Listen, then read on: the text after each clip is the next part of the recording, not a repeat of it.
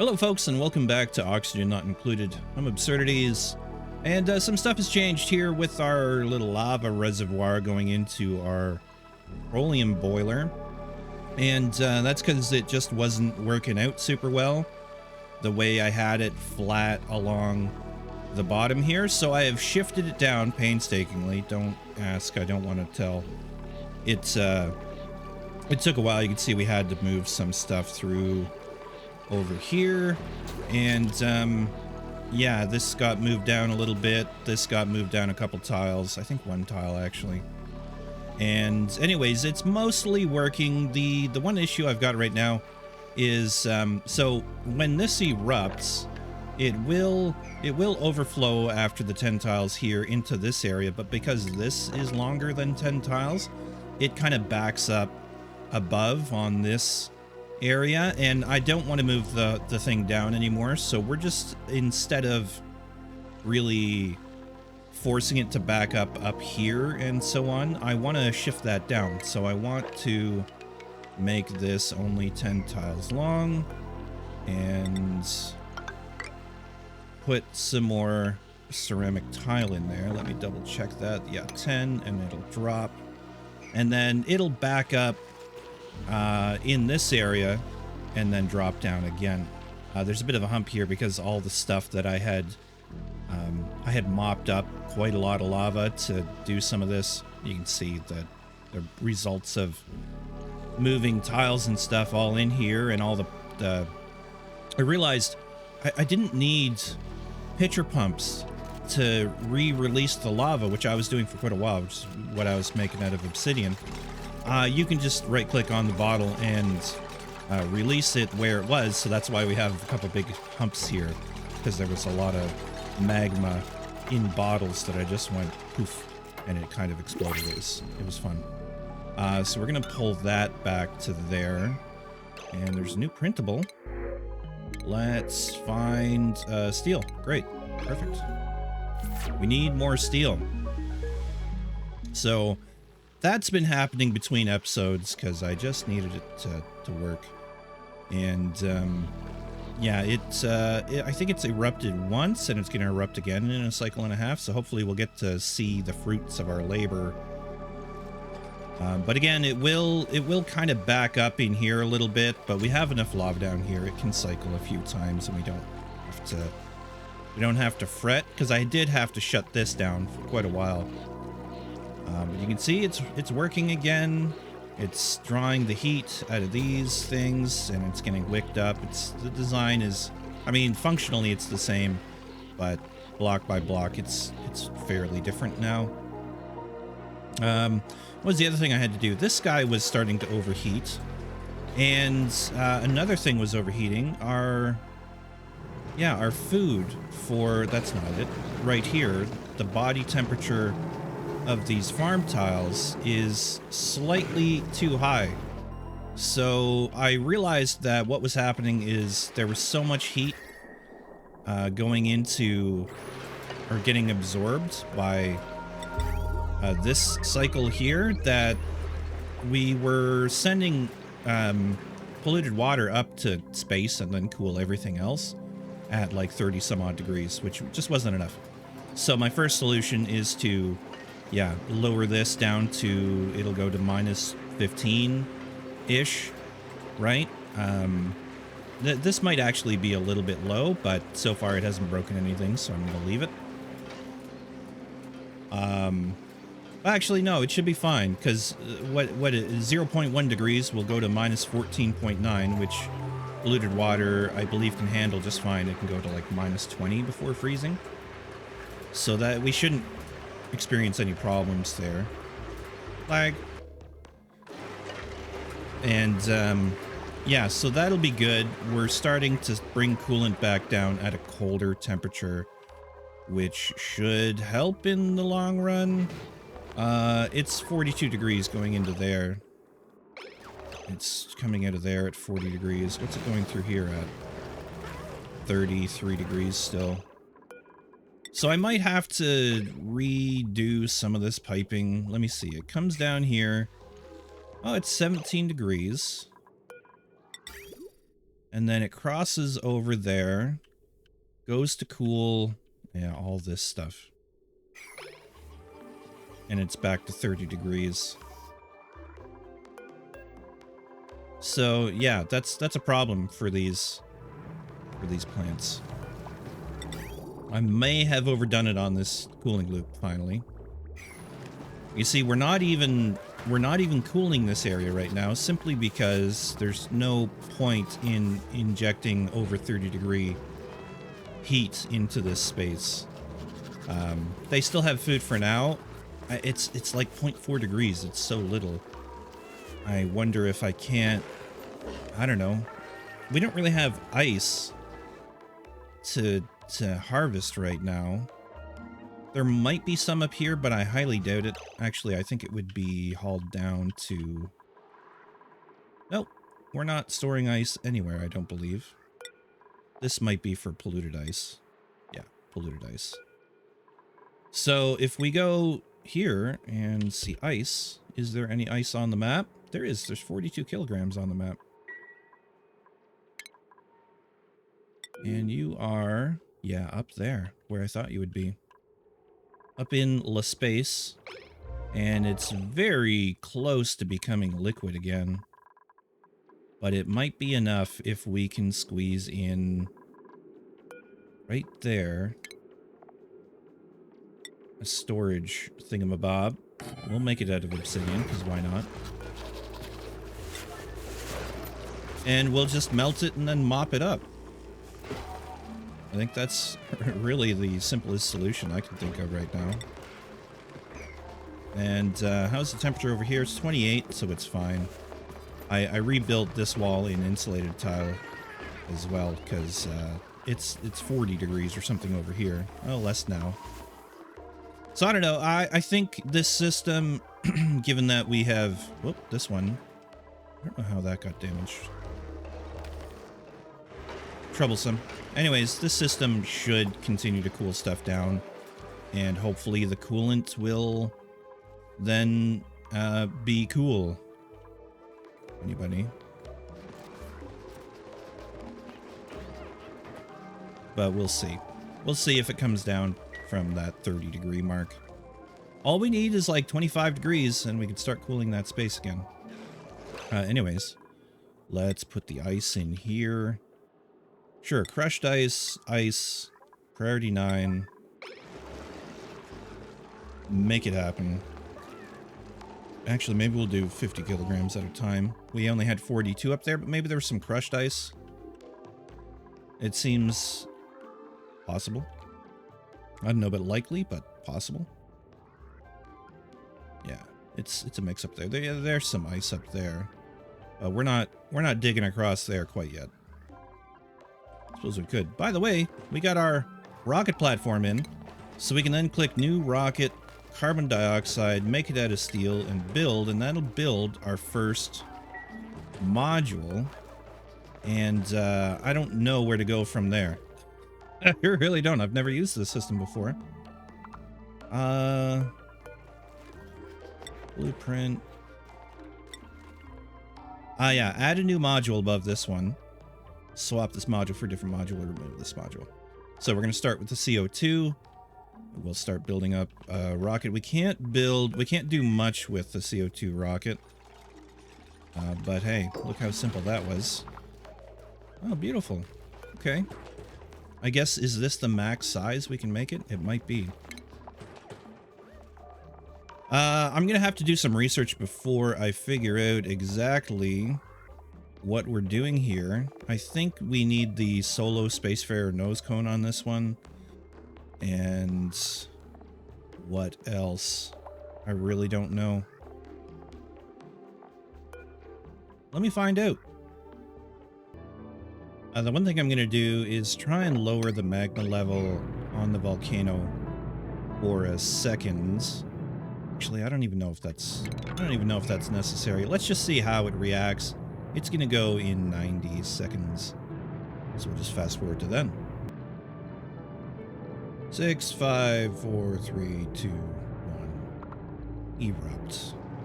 And we'll see if it's overpressuring or if it's able to eject everything. That's what I'm concerned about. But no, it does seem to be going off over here. And flowing down, hopefully, to the next level there. Yeah, looks good. Looks good. As long as it doesn't overpressure, everything, I think, will be fine. I mean, even if it overpressures, it's probably not the end of the world. We just want to make sure that we maintain a flow of magma into the thing that will do it. Yeah, so there we go. Again, in 17 cycles. And so it flows down here, it flows down here, and it'll back up at this level for a while. So really, it's a long-term thing. We gotta wait for this to cycle a whole lot.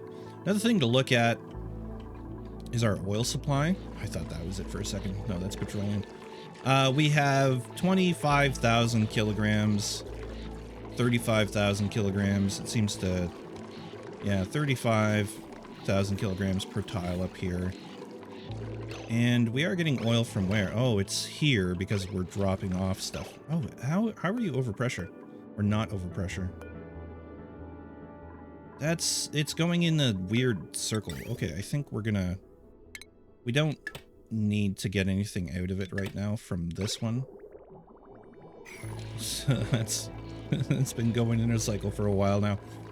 So this will come down until ambient pressure reaches, I don't know. Send a green signal if above 800, I think is a safety margin. And that allows us to pitcher pump a little out if we need to make liquid locks. Meanwhile, this area has gotten too cold. We have an awful lot of slicksters. We got a couple molten slickster larvae, which is nice, but it's too cold in here, and I don't know what to do about it other than make all the molten glass. I think we may have to put a teppidizer down here or something like that. Is that what it's called? Or a heater. Just put heaters in, which is kind of wasteful. But why don't we put a space heater in or two? And I don't know, try and keep the area above 100 degrees because it's kind of necessary for this whole thing to work out. I will be honest and say I have thought about just tearing this apart and making it work in a different way, but I haven't done it yet, so just put them all on this side where we have the power lines. Those are going to be, what, fairly expensive in terms of power. Actually, no, 120 watts, that's not bad. And I should probably automate them so they don't go super crazy. I'm looking for a thermosensor.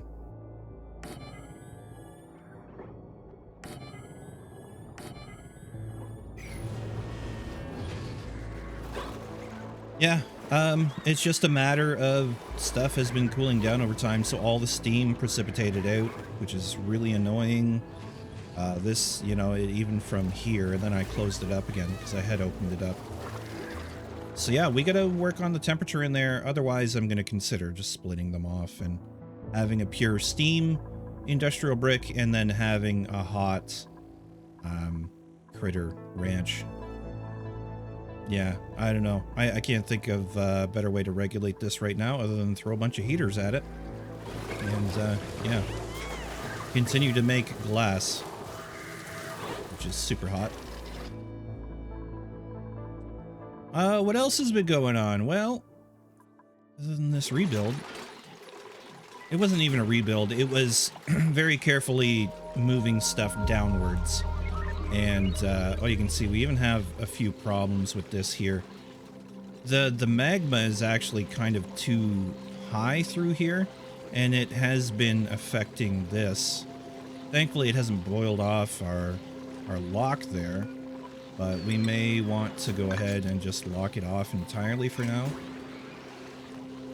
Stuff will overheat. if it comes to that. But anyways, when the magma drops, will we see that soon? No, we won't. It's still 1,000 degrees. Some of the magma has been like overflowing over to here. And I don't like that. And I'm not sure why, other than everything's too cramped. I think if I were to do this again, I would space this whole thing out a little bit to the right and give myself some space to play in here. I kind of went and copied what you would consider to be an optimized design in suboptimal conditions. So that's a problem. Or at least it has started to become a problem. Will it spit that over on this side? Yeah, it will. Thankfully, it's not super hot. The igneous rock. This guy's still waiting to go off again. 8.7 cycles. And I don't know what we're going to do with it other than let it rest there. Maybe we'll pick it up, maybe we won't. And we're not even cooling that. Cooling that bottom stuff, so it'll probably just get turned to magma again. And maybe we'll just add it to here, but I don't think we need to at this point. What was the other thing? Did I already talk about this Mealwood? Yeah, I think so, because we put a bunch of ice in there and it has cooled it down. Okay. Let's mop it up.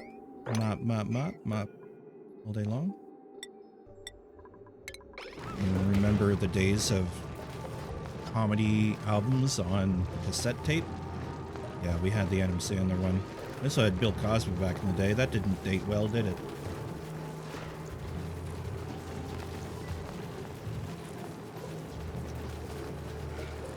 Wow, a few hundred grams at a time. Someone get down there and help. There we go.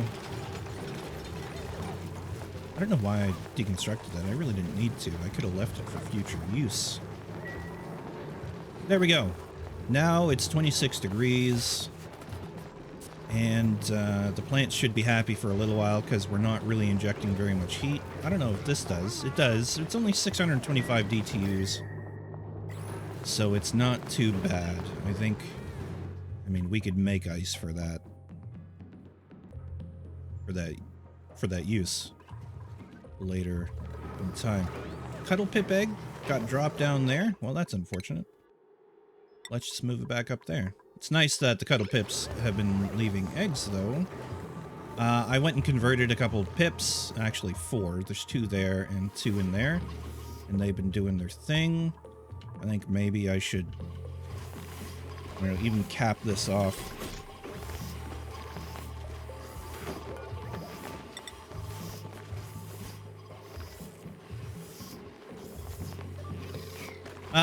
You know what? I don't care. I just don't care that much. For some reason, there's a smooth hatchling egg. Something got really wonky when I was playing in this area too, and all my lines got crossed, and I had to untangle stuff. We had a time where we were kind of without meat. In fact, the meat situation is still pretty dire. Another thing I did is I made some dried frost burger, because I figured we would send that away in the rockets. I don't really know if that was the best idea or not, but maybe it'll be better for the longer range rockets. We'll take some lime, thank you. All right, we got some heat coming in. Let's get the automation wire connected. I neglected that, didn't I? And we want to send a green signal if below like 175.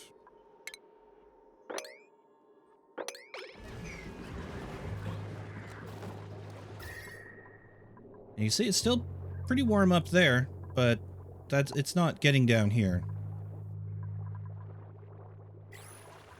Kind of feel like the crude oil could use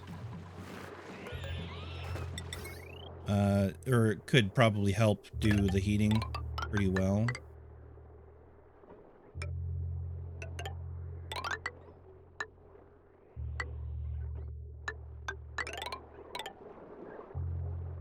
Yeah, we'll come in like that.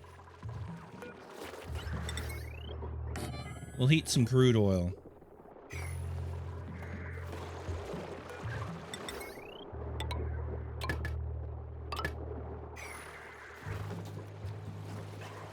Now, one thing I wouldn't mind is, again, for stuff to be sited a little higher up, but whatevs.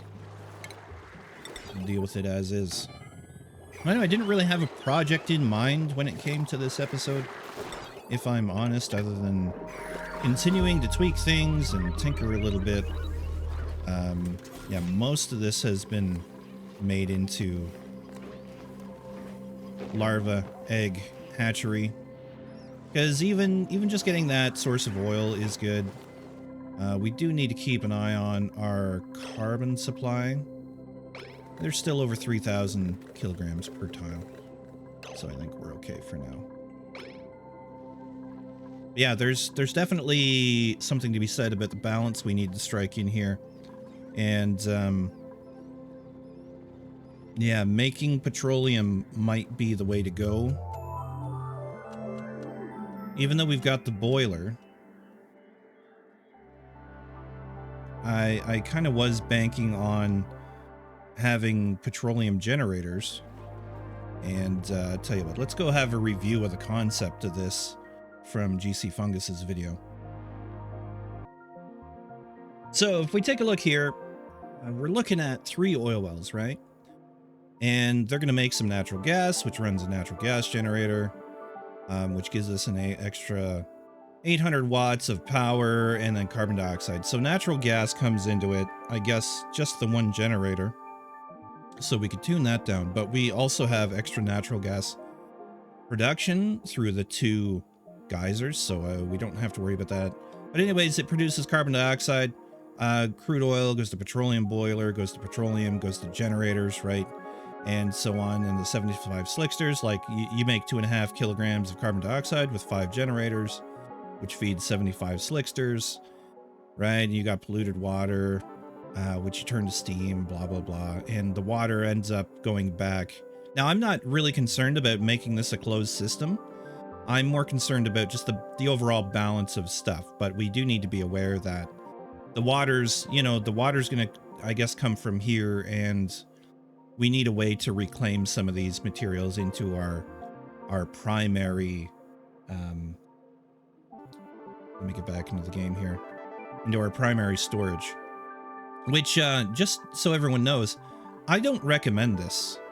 After having played with it for a while, I think everything here is a little too cramped. I would have gone with, maybe providing extra space around for piping. And as much as I've been trying to push stuff into the periphery, there is something to be said about putting things in a central space where it can be sent anywhere into the map. So just something to think about. I'm kind of left with this entire map, which you can see quite large. And I've got central gas storage here. I've got central liquid storage here. And they're not central, especially considering some of my uses are all up here on the right side. It probably would have been a smarter idea to do this stuff and this over here. But this is just retrospective kind of nitpicking of my own stuff, which, I mean, how do we learn? We got to review what's going on. And yeah, I mean, I could have left this whole side of the map for ranching and food production, and then had all our energy production and our industrial stuff on the left. So if I was doing this from scratch again, and you know, we have been rebuilding certain facilities and stuff, I would consider that in the future, trying to keep uses in their own lane, so to speak, and keeping things fairly central. Because like we have this petroleum boiler, which is only really moving petroleum up to here, and we already have one full reservoir that's 100,000 kilograms or 100 tons, and this one is already more than a third full. So we got lots of petroleum, it's just not going anywhere or doing anything.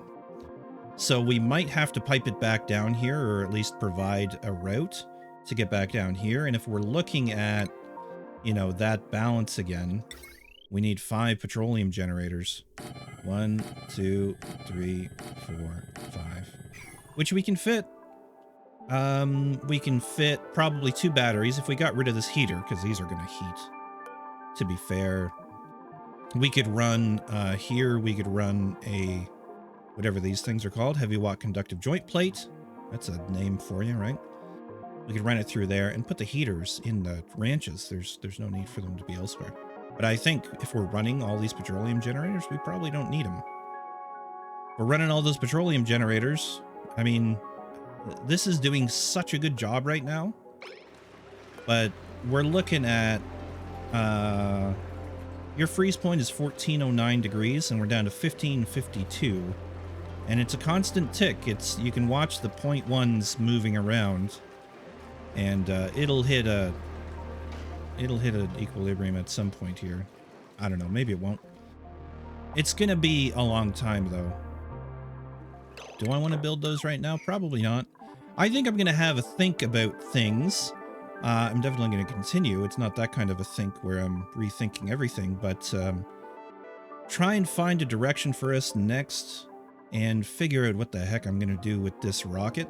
I always considered this to be for short-range exploration, because it's only got a range of 6, so we can get to Gorgano, we can get to that, we can get to that, and if we put a telescope in the thing, we can survey farther out. So that's really what it's meant to be, a short-range exploration vehicle, and maybe I'll make it a point to study up again and have another look at that in the next, but I think I'm going to call it there. A little shorter, so I apologize for that, but look at the glory that is this mess of piping. It's crazy. It's been a long series. Yeah, and I am a little bit worried about where's our meat. Where's the meat, Hatches? I don't know. It's still getting pumped off. Yeah, it gets picked up, it gets put into there. It gets sorted out. You can see eggs go one side, meat goes the other. It goes through here, all the way up there. Let's just trace it out to make sure. I think that's meat right there. So it's still going.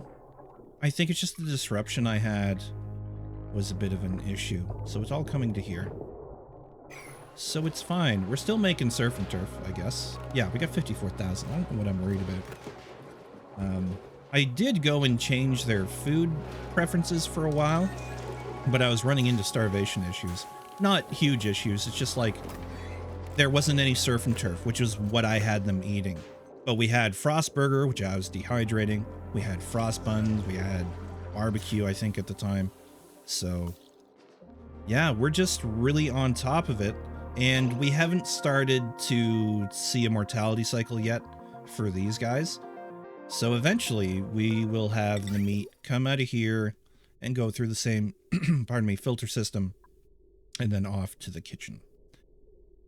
So I'm not worried so much as wary that it's something I gotta keep my eye on. All right, that's it for now. Thanks for watching, everyone. I'll talk at you in the next one. Have a great rest of your day. I really hope you do. And I'm gonna try and have a good rest of mine. All right, cheers. Bye for now.